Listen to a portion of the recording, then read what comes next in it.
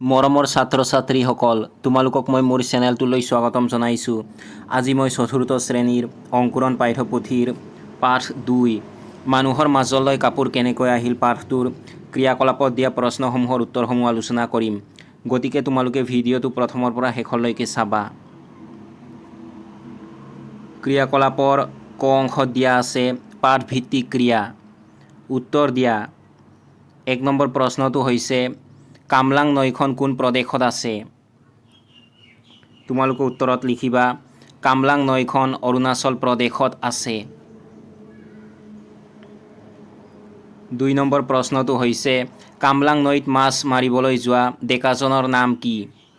তোমালোকে উত্তৰত লিখিবা ডেকাজনৰ নাম কোৱানচা। 3 নম্বৰ প্ৰশ্নটো হৈছে কোৱানচাই কামলাঙৰ পানীত কি পাতি থৈছিল? তোমালোকে উত্তৰত লিখিবা কোৱানচাই কামলাঙৰ পানীত এখন দলঙা পাতি থৈছিল। 4 নম্বৰ প্ৰশ্নটো হৈছে ডাঙৰ মাছটো কোৱানচাই ক'ত জীয়াই থৈছিল? তোমালোকে উত্তৰত লিখিবা ডাঙৰ মাছটো তেওঁ এটা লাওৰ খোলাত জীয়াই থৈছিল। 5 নম্বৰ প্ৰশ্নটো হৈছে কোৱানচাই তেওঁৰ ঘৰটো কিহেৰে ভৰি থকা দেখিছিল? তোমালোকে উত্তৰত লিখিবা কোৱানচাই তেওঁৰ ঘৰটো ৰঙীন কাপোৰেৰে ভৰি থকা দেখিছিল। 6 নম্বৰ প্ৰশ্নটো হৈছে তাত শালখন মেলি খটখটাই কোনে কাপোৰ বৈছিল? তোমালোকে উত্তৰত লিখিবা তাত শালখন মেলি হামব্ৰুমাইয়ে কাপোৰ বৈছিল। তাৰ পাছত দিয়া আছে সাধুটো নিজৰ কথাৰে কোৱা। তোমালোকে উত্তৰত লিখিবা অৰুণাচলৰ কামলাং নৈৰ পাৰত কোৱানচা নামৰ এজন দুখীয়া মাওৰা ডেকা আছিল। এদিন তেওঁ নদীত 2টা অচিনাকি মাছ পালে। তাৰে ডাঙৰ মাছটোক তেওঁ এটা লাওৰ খোলাত জীয়াই থলে। আচৰিত কথা যে মাছটোৱে পাছত হামব্ৰুমাই নামৰ এগৰাকী ধুনীয়া ছোৱালীৰ ৰূপ ল'লে আৰু কোৱানচাৰ ঘৰত ধুনীয়া ধুনীয়া কাপোৰ ববলৈ ধৰিলে। তেওঁলোকৰ বিয়া হ'ল। এদিন এজাক ধুমুহাই তেওঁলোকৰ কাপোৰবোৰ উৰুৱাই নি পৃথিৱীৰ চুকে কোণে পেলাই দিলে আৰু এনেদৰেই মানুহৰ মাজলৈ কাপোৰৰ জ্ঞান আহিল। তাৰ পাছত দিয়া আছে কোনে কাক কৈছিল লিখা। ক নম্বৰ প্ৰশ্নটো হৈছে তই কোন, ক'ৰ পৰা আহিছ, কেনেকৈ কাপোৰ ববলৈ শিকিলি, ফুলবোৰৰ এই নমুনাবোৰ ক'ত পালি? তোমালোকে উত্তৰত লিখিবা এই কথাষাৰ কোৱানচাই হামব্ৰুমাইক কৈছিল। খ নম্বৰ প্ৰশ্নটো হৈছে পৃথিৱীৰ উপকাৰ হ'ল, আদি মানৱী নিমকেৰ মনোবাঞ্ছাও পূৰ্ণ হ'ল। তোমালোকে উত্তৰত লিখিবা এই কথাষাৰ হামব্ৰুমাইয়ে কোৱানচাক কৈছিল। খ অংশত দিয়া আছে ভাষা অধ্যয়ন, ব্যৱহাৰিক ব্যাকৰণ। এইফালে তোমালোকক এটা প্ৰবচন দিয়া আছে পেটত গাঁঠি টেকেলিও কাটি।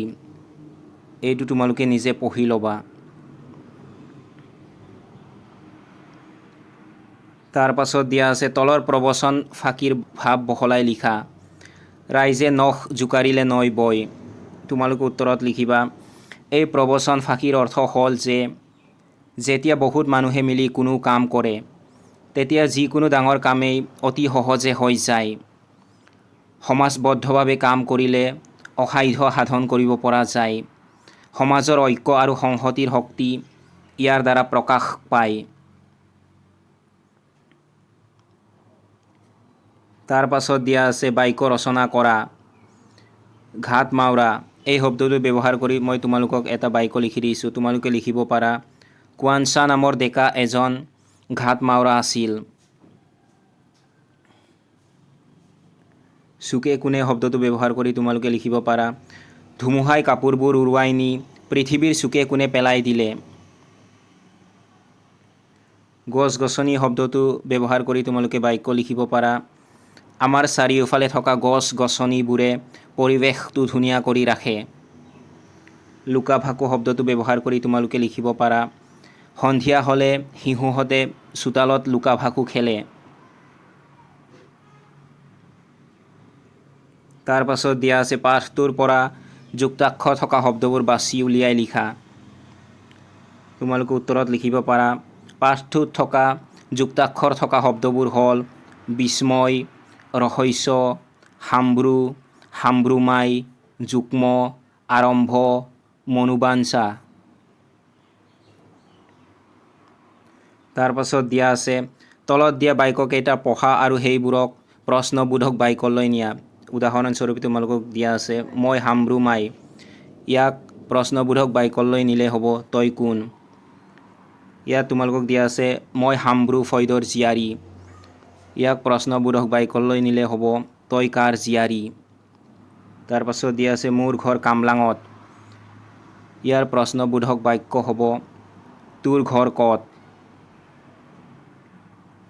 তাৰ পাছত দিয়া আছে মই বজাৰৰ পৰা আহিছোঁ, ইয়াৰ প্ৰশ্নবোধক বাক্য হ'ব তই ক'ৰ পৰা আহিছ।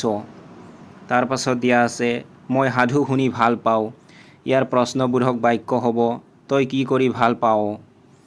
তাৰ পাছত দিয়া আছে কোৱানচাই মাছ মাৰি ভাল পায়, ইয়াৰ প্ৰশ্নবোধক বাক্য হ'ব কোৱানচাই কি কৰি ভাল পায়।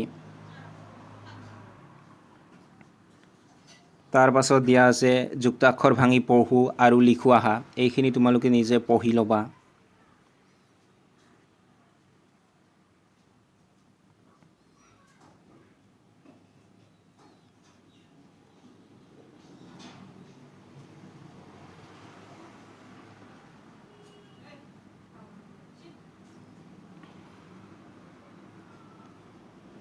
তাৰ পাছত দিয়া আছে পাঠটোত থকা ই, এ, ৱে, ইয়ে, ক, ৰে, এৰে, লৈ, অলয়, ৰ, ত বিভক্তি যোগ হোৱা শব্দবোৰ বিচাৰি উলিয়াই লিখা। তোমালোকে উত্তৰত লিখিব পাৰা, তোমালোকে এইখিনি চাই লিখি ল'বা।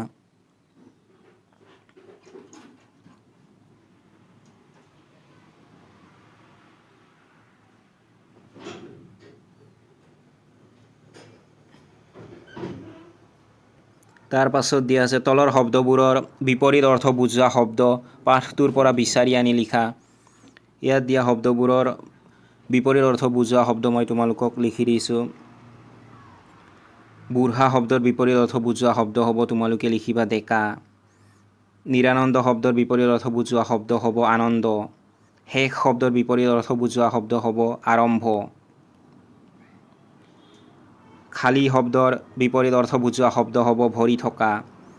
জপাই শব্দৰ বিপৰীত অৰ্থ বুজোৱা শব্দ হ'ব মেলি। তাৰ পাছত গ অংশত দিয়া আছে জ্ঞান সম্প্ৰসাৰণ লিখা। 1 নম্বৰত দিয়া আছে কোৱানচাই কামলাং নদীত দলঙাৰে মাছ ধৰিছিল। তোমালোকে দলঙা দেখিছানে? দলঙাৰ বাহিৰেও আন কি কি সঁজুলিৰে মাছ ধৰিব পাৰি? তোমালোকে উত্তৰত লিখিব পাৰা মই দলঙা দেখিছোঁ। দলঙাৰ বাহিৰেও আন বিভিন্ন সঁজুলি যেনে জাল, বৰশী, জুলুকি, পল ইত্যাদিৰে মাছ ধৰিব পাৰি।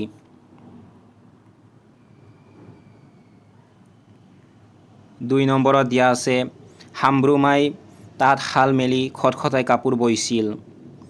তাঁতশালৰ বাহিৰেও আন কি কি শালত কাপোৰ বব পাৰি? তোমালোকৰ ঘৰত বা অঞ্চলত বা দূৰদৰ্শনত অনুষ্ঠানত কেনেকুৱা সঁজুলিৰে তাঁত বোৱা দেখিছা? তোমালোকে উত্তৰত লিখিব পাৰা তাঁতশালৰ বাহিৰেও কঁকালী শাল, ভৰি শাল আদি শালত কাপোৰ বব পাৰি। মই আমাৰ ঘৰত বা অঞ্চলত তাঁতশাল আৰু কঁকালী শালত তাঁত বোৱা দেখিছোঁ। 3 নম্বৰত দিয়া আছে তুমি জনা সাধু এটা কোৱা। ইয়াত মই তোমালোকক এটা সাধু লিখি দিছোঁ, এইখিনি চাই তোমালোকে লিখি ল'ব পাৰা।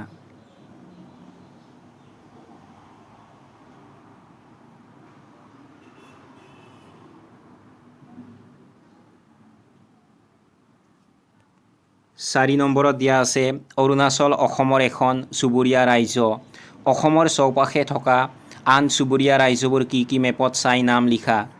তোমালোকে উত্তৰত লিখিবা অসমৰ আন চুবুৰীয়া ৰাজ্যবোৰ হ'ল নাগালেণ্ড, মণিপুৰ, মিজোৰাম, ত্ৰিপুৰা, মেঘালয়, পশ্চিম বংগ।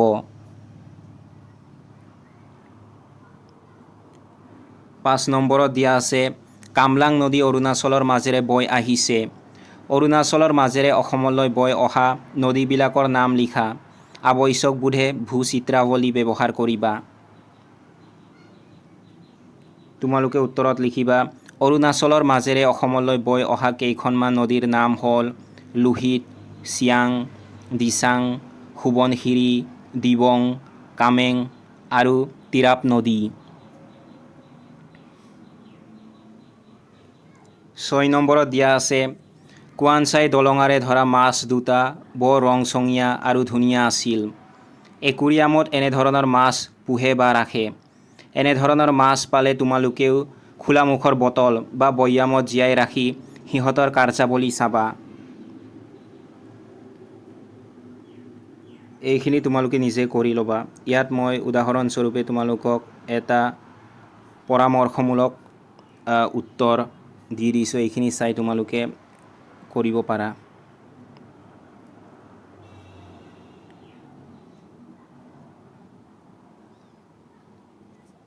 তাৰ পাছত দিয়া আছে মাছ কি কি প্ৰণালীৰে খাব পাৰি। ইয়াত তোমালোকক কেইটামান ছবি দিয়া হৈছে কি কি প্ৰণালীৰে মাছ খাব পাৰি। তাৰ ইয়াত কিছুমান চিত্ৰ দিয়া হৈছে। এইখিনি তোমালোকে চাই ল'বা। উদাহৰণস্বৰূপে মই তোমালোকক ইয়াত মাছ কি কি ধৰণে খাব পাৰি তাৰ বিষয়ে লিখি দিছোঁ। তোমালোকে এইখিনি চাই লিখি ল'ব পাৰা।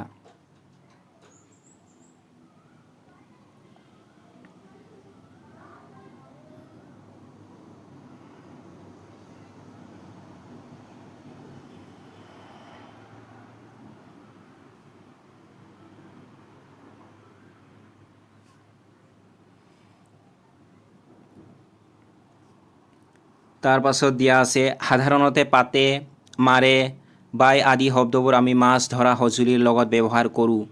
এই শব্দবোৰ অন্য শব্দৰ লগতো ব্যৱহাৰ হয়। ইয়াত পাতে, মাৰে, বাই এই শব্দবোৰ বিভিন্ন শব্দৰ লগত ব্যৱহাৰ হোৱা দেখা যায়। ঠিক তেনেদৰে পাতে শব্দটো দোকান শব্দটোৰ লগত ব্যৱহাৰ হয়। সভা শব্দৰ লগতো পাতে শব্দটো ব্যৱহাৰ হয়। এইখিনি মই তোমালোকক লিখি দিছোঁ। যেনে মৰণা শব্দৰ লগত মাৰে শব্দটো ব্যৱহাৰ হয়। মাছ শব্দৰ লগত মাৰে শব্দটো ব্যৱহাৰ হয়। তাৰ পাছত শূল শব্দৰ লগত বাই শব্দটো ব্যৱহাৰ হয়। নাও শব্দৰ লগতো বাই শব্দটো ব্যৱহাৰ হয়। এইখিনি তোমালোকে নিজে চাই ল'বা।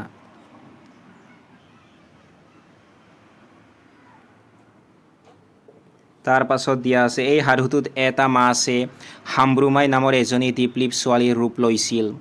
ঠিক তেনেদৰে লক্ষ্মীনাথ বেজবৰুৱাৰ বুঢ়ী আইৰ সাধু পুথিত থকা ঔ কুঁৱৰী নামৰ সাধুটোত ঔৰ পৰা এজনী দীপলিপ ছোৱালী ওলোৱাৰ কথা আছে।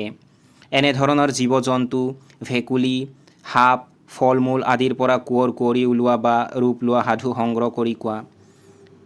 এইটো তোমালোকে নিজে কৰিবলৈ চেষ্টা কৰিবা। তাৰ পাছত ঘ অংশত দিয়া আছে প্ৰকল্প। ইয়াত তোমালোকক দিয়া আছে অসমৰ বিভিন্ন জনগোষ্ঠীয়ে ব্যৱহাৰ কৰা সাজ পোছাকৰ নাম সংগ্ৰহ কৰি লিখা। ইয়াত মই তোমালোকক উদাহৰণস্বৰূপে অসমৰ বিভিন্ন জনজাতিৰ মহিলা আৰু পুৰুষৰ সাজপাৰৰ এখন তালিকা দি দিছোঁ। এইখিনি চাই তোমালোকে লিখি ল'ব পাৰা।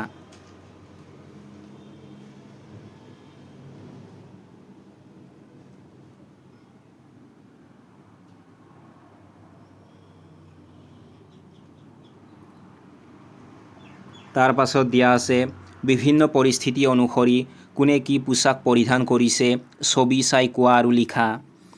ইয়াত তোমালোকক কেইটামান ছবি দিয়া হৈছে। এই ছবিবোৰ বিভিন্ন পেছা, বিভিন্ন পৰিস্থিতিৰ লগত জড়িত কিছুমান চিত্ৰ দিয়া হৈছে তোমালোকক। এই চিত্ৰবোৰ চাই তোমালোকে লিখিব পাৰা। উত্তৰত মই তোমালোকক উদাহৰণস্বৰূপে লিখি দিছোঁ বিভিন্ন পৰিস্থিতি অনুসৰি কোনে কি পোছাক পৰিধান কৰিছে ছবি চাই কোৱা আৰু লিখা। ইয়াত মই তোমালোকক লিখি দিছোঁ 1 নম্বৰত মানুহজনে পিন্ধা পোছাক। উত্তৰত তোমালোকে লিখিব পাৰা কোচ, টাই, চোলা আৰু জোতা পৰিধান কৰিছে। প্ৰথম ছবিত দিয়া মানুহজনে কোচ, টাই, চোলা আৰু জোতা পৰিধান কৰিছে। ঠিক তেনেদৰে দ্বিতীয় ছবিত দিয়া ল'ৰাটোৱে চুটি পেণ্ট আৰু হাফ টি চাৰ্ট পৰিধান কৰিছে। বাকীখিনি তোমালোকে চাই লৈ লিখি ল'বা।